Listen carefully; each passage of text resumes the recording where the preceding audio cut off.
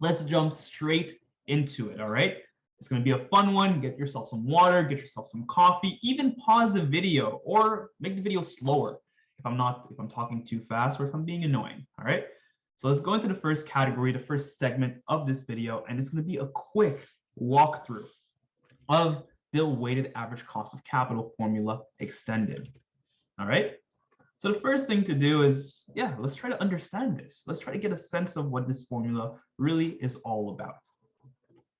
Now, if you've seen my other videos on the weighted average cost of capital, you're probably akin and used to the first portion of what we're seeing on the screen, all the way to DV, right? We had essentially cost of equity times equity over value plus cost of debt times 1 minus tax rate times debt over value. That's what we were used to. And really, this additional step or this extended formula rather, it only requires one additional step. And that step is quite easy, but it's important to remember. And it's important to have it onto your formula sheet because we're going to look at the cost of preferred shares. In other words, what is the required rate of return attached to preferred shares? And also from the total entire value of the firm, well, what portion is allocated to our market value of preferred shares? So it's really the same idea, but we're just adding one added piece to our piece of the pie, right? Remember that pie that we divided between our equity and our debt? Well, now we're also injecting preferred shares.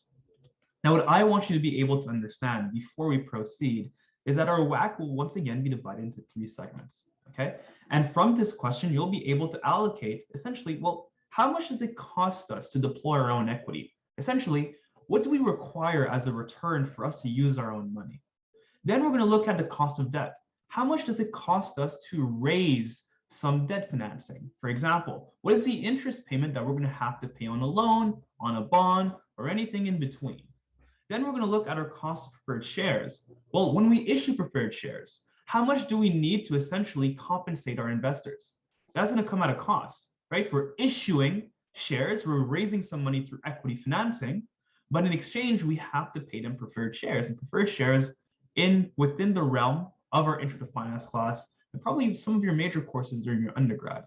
We could call it something very similar to debt because it's an obligation before essentially your common shareholders. So that's a very quick run through within the first segment of this video of what the extended version of the weighted average cost of capital formula looks like. All right, we'll run through it one more time. Cost of equity multiplied by equity over value of the firm. In other words, market value of equity over the firm market value. Then once we've done that, we're going to add the cost of debt times 1 minus the tax rate times the market value of debt over the value of the firm. We're not done though.